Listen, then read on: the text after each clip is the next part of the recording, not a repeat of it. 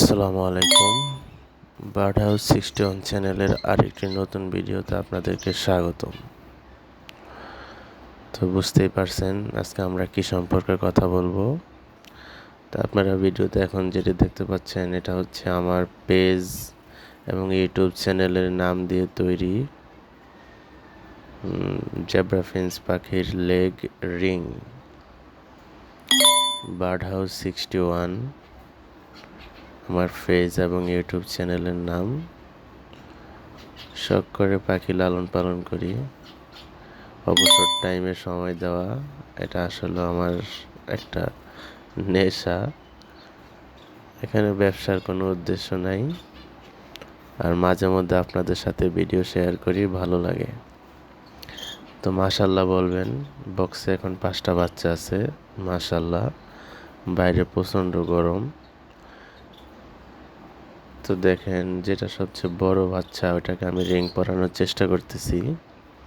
এখানে 5টার মধ্যে 2টা বাচ্চা বড়, 2টার চোখ ফুটে গেছে। বয়স হবে আপনার 10 দিন।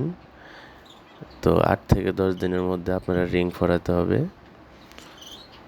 তো 2টা রিং আজকে পরাবো, বাকি 3টা আবার 2-3 দিন পরে পরাবো। তো রিং পরানোর নিয়ম হচ্ছে পাখির আঙ্গুল কিন্তু 4টা, একটা আঙ্গুল পিছনে থাকে।